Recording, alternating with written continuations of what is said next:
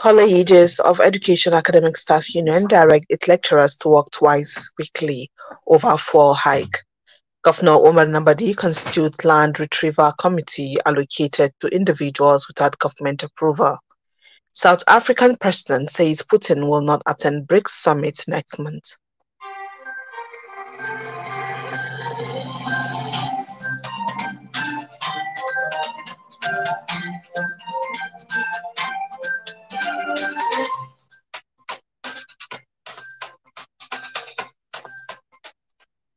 Today is first Muharram 1445 after the Hijrah of the Prophet Muhammad sallallahu alaihi wasallam, which is equivalent to 19th July 2023.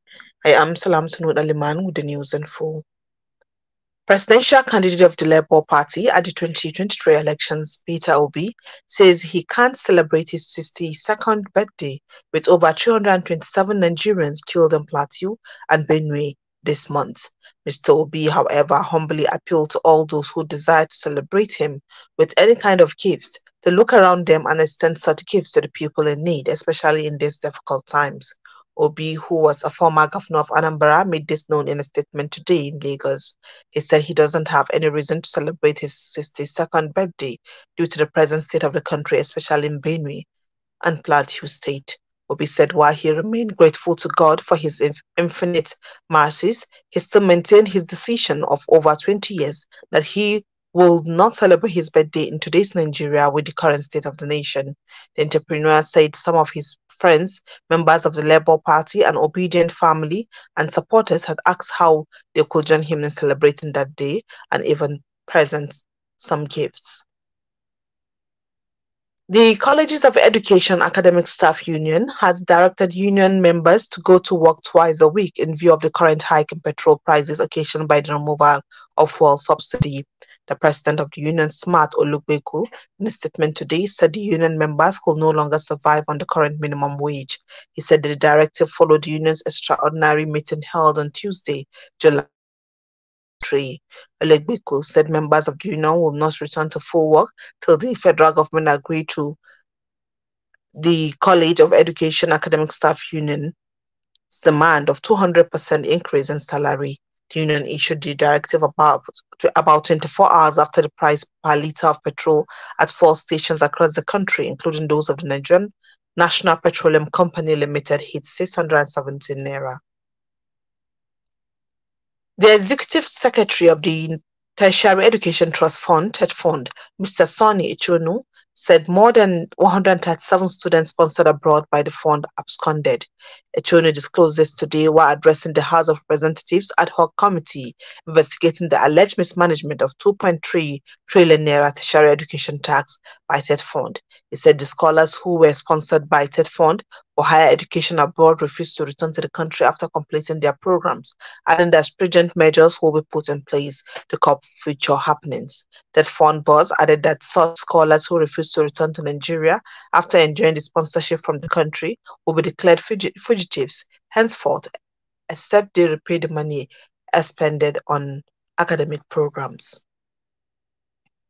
The First Lady, Senator Oluremi Tinubu, yesterday in Abuja officially immortalized the late Mariam Babangida by renaming the National Center for Women Development after her. The First Lady, who commissioned the former National Women Development Center as Mariam Babangida National Center, also unveiled her First Lady's portrait and a compendium of activities of First Lady and Wives of Governors of Nigeria 2015-2023. She said the sterling contribution of late Mariam on the lives of ordinary Nigerians and described her as a martyr who has impacted women, especially those in rural areas and in Africa as a whole. The Vice President's wife, Nana Shatima, two sons of late Mariam Muhammad and Aminu Babangida, Director General of the Center, Dr. Asebe Bashir, the Permanent Secretary, Federal Minister of Women Affairs, Monilola Udo, were among the dignitaries that graced the occasion. Ms. Udo said the bill for the change of name was passed by the Senate on 29th March 2023, while the House of Representatives passed the same bill on 5th April 2023. The National Immunization Coverage Survey result shows that Nigeria has made progress in routine immunization coverage over the years. The UNICEF chief, Kano Field Office Rahama Farah, disclosed this at a two-day media dialogue in collaboration with the National Orientation Agency, NOA, today in Kano.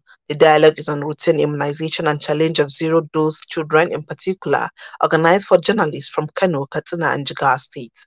Ms. Farah, who said that the dialogue is to galvanize actions and collaborate with government and persons in position to take favorable steps towards uplifting children's well-being, added that in spite of progress made in immunization, gaps still exist. According to her, when children have no access to immunization services, their basic fundamental right is not fulfilled. Farah added that in spite of proven safety, efficacy, and availability of vaccines, immunization uptake had not always been optimal. The UNICEF chief therefore urged the media to focus more on the issues that affect the well-being of women and children in their reportage. Meanwhile, United Nations International Children Emergency Fund, UNICEF, said about 300,000 children are unimmunized against child killer disease in Kano. Chief UNICEF Kano Field Officer Mr. Rahama Farah dropped the hints while delivering her goodwill message during two-day media dialogue on routine immunization and zero-dose campaigning in UNICEF Kano Field Office, organized by UNICEF and National Orientation Agency. She explained that the National Immunization Coverage Survey results have shown that over the years, Nigeria has made progress in immunization coverage. The news is coming to you from the studios of Sawaba Radio. More is after the short break. Stay tuned. This is News on the Hour, Sawaba Radio FM. Stay tuned.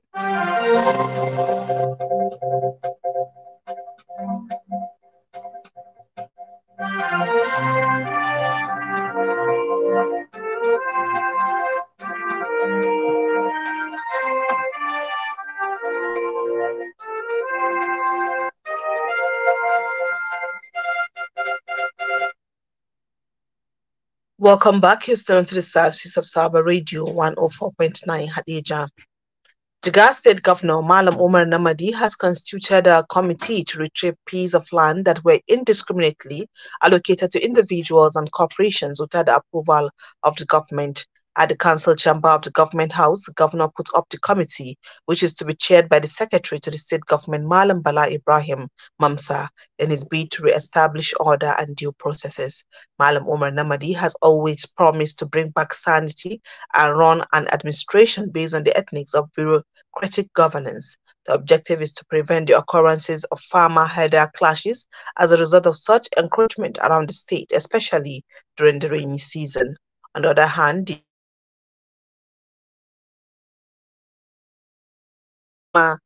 three project farmers, chaired by the Chief of Staff to the Governor, Senator Mustafa Makama, to be steadfast and discharge their duty without fear or favor. Meanwhile, Jigawa State Government, in collaboration with the Industrial Training Fund (ITF), has trained and empowered 240 youths in the state, represented by the State Executive Secretary Empowerment and Employment Agency, Dr. Habib Muhammad Ubale, says poverty eradication and youth empowerment will be the top priority of Governor Malam Umar Namadi's agenda. Poverty eradication and youth empowerment will be the top priority. He also applauded the efforts of the Industrial Training Fund for its collaboration towards empowering youths in the state. Beneficiaries were drawn from 27 local governments of the state. Sawaba reported that the youths acquired 3 months training on hairdressing, barbing salon, plumbing, pipe fitting, as well as solar power installation. The government also provided the tools and materials for the youth to implement their various skills businesses in the various local government areas. The National Youth Service Corps NYSC members of NIDA, Community Development Service Group Hadija, have organized a career guidance conference for secondary school students on how to choose professional areas in their future life. The lecture was organized earlier today in the Assembly Hall of Fanta Unity School in Hadija, where students from different secondary schools in Hadija were invited to participate in the event. Core members of the group who have gained bachelor's degrees in many fields of study, encourage the students on choosing ways to improve their lives and what they should study in universities. The group has printed and issued the available courses in the Nigerian university to the students. Sawaba reported Nidda and teachers from various secondary schools were among the guests who attended the session. Today's program has been one of community service the NYC members are rendering to the community. Hadejia Emirates Council in Jigawa State has relieved one of its traditional title holder, Alhaji Abubakar Hussein Abubakar, as Dan Lawan of Hadejia with immediate effect. This is contained in a letter issued to Sawaba FM by the Emirate Public Relations Officer Muhammad Garba Talaki, signed by Council Secretary Alhaji Muhammad Bafali Abbas. The statement lamented that the dismissal is due to his engagement with hard illicit drugs.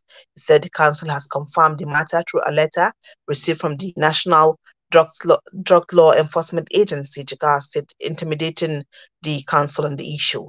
He said the traditional title holder refused to honor an invitation letter sent by Emirate Council to defend himself, which was found to be disrespectful to the council.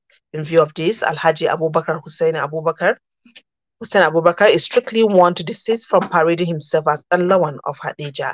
The Secretary, Alhaji Muhammad Bafale, therefore advised general public, especially those interacting with him in that regard, to take notes.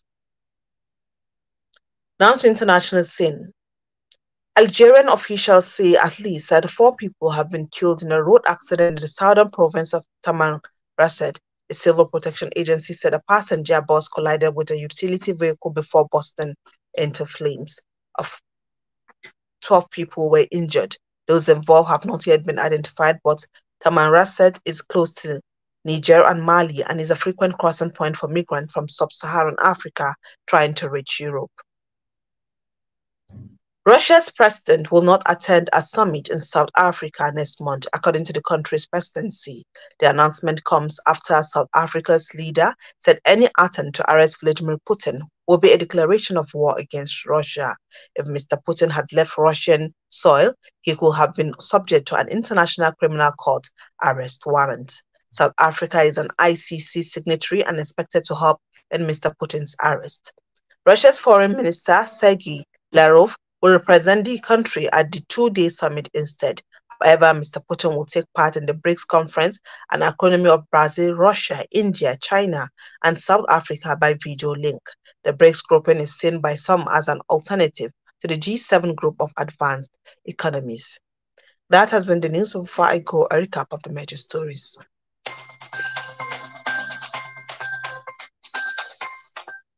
From the news overhead, College of Education Academic Staff Union directs its lecturers to work twice weekly over full hike. Governor Umar Namadi constitutes Land Retrieval Committee advocated to individuals without government approval. South African president says Putin will not attend BRICS summit next month.